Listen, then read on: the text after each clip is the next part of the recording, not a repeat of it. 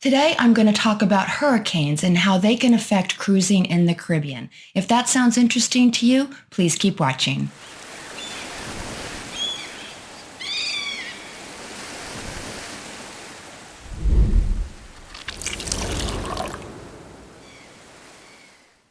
Hello, everyone. I hope you are having a splendid day, and if you're new here, welcome. Today, Hurricane Ian hit southwest Florida as a Cat 4 storm, and before we go any further, I just want to say that my thoughts and prayers are with everyone who has been impacted by this storm. I am in Fort Lauderdale, and we have had some tropical storm force winds. We've had a couple small tornadoes touch down, but we are pretty much unscathed. Schools are closed, but most businesses are still open.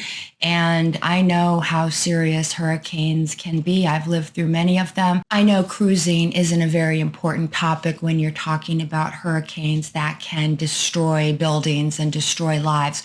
But I did want to talk about it because there is some information that you should know about cruising in the Caribbean during hurricane season. So hurricane season runs from June 1st until November 30th. So we still have a couple months to go. If you want to avoid having your cruise impacted by a hurricane, you can simply not cruise during this time. But the reality is that the chances that your sailing will be affected are quite low. I sail the Caribbean quite frequently in the summer, especially because I have children and we cruise a lot when they are out of school. We haven't had any sailings that have been impacted greatly by a hurricane. We may have missed a port or two, but that's about it. So in my experience, you don't really need to be too concerned about a hurricane affecting your sailing if you are traveling during hurricane season. Hurricane Ian has impacted the cruise industry. Royal Caribbean's Allure of the Seas is skipping a stop in Roatan, Honduras. The ship is on a 6-night sailing from Fort Lauderdale. Royal Caribbean's Liberty of the Seas is skipping a stop in Cozumel, Mexico. The Liberty is on a 7-night voyage from Galveston. Lastly, the Celebrity Infinity has replaced port calls to Belize and Cozumel with Labadee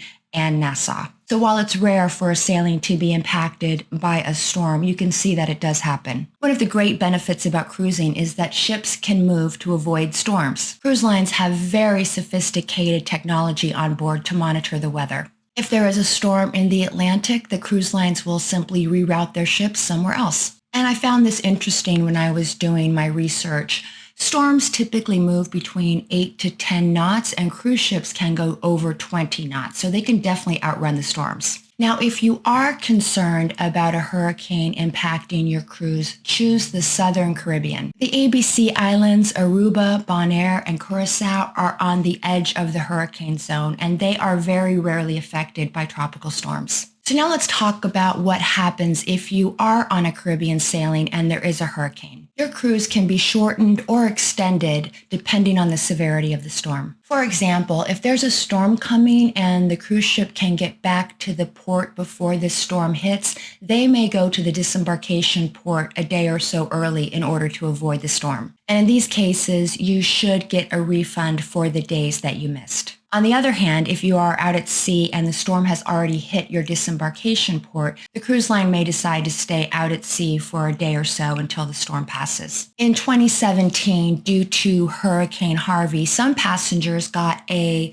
2-week cruise instead of a 1-week cruise because the hurricane hit Galveston and the port was shut for several days. If a situation like this does happen, the one with Hurricane Harvey, the ship will most likely go to another U.S. port where passengers will have the option to depart or stay on the ship. Another way your sailing might be affected by a hurricane, if there is a hurricane out in the Caribbean, is that a port might be skipped or there might be a port change. If your cruise is going to St. Thomas, for example, and St. Thomas is under a hurricane warning, you may get an extra day at sea, or the captain may just take you to another port for the day. During hurricane season, you might want to consider booking your excursions through the cruise line, because if a port is skipped, it's going to be much easier to get a refund, most likely. All tour operators have different policies, so if you do book your excursions outside of the cruise line, be sure to ask about cancellation policies in the event that the port is skipped. Now, if your itinerary changes Will the cruise line compensate you? And the answer is typically no. As a general rule, cruise line passengers are not entitled to compensation for itinerary changes. But that doesn't mean you won't get anything. A lot of times cruise lines will choose to give you port and tax fees. They'll refund your excursions, of course, and they may give you some sort of other onboard credit. If you are planning to sail the Caribbean during hurricane season, it is a very, very good idea to purchase travel insurance. Look for policies that include coverage for trip interruptions or cancellations due to severe weather or hurricanes. Your best bet is to choose a policy that has specific coverage for hurricanes. Read the policy's fine print very, very carefully because a lot of travel insurance doesn't include coverage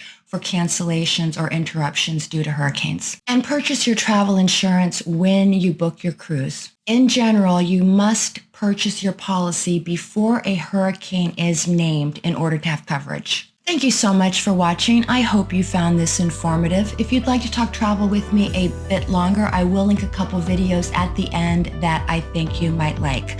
Please don't forget to like and subscribe. And until next time, I appreciate you and I hope you have happy and safe travels. Bye.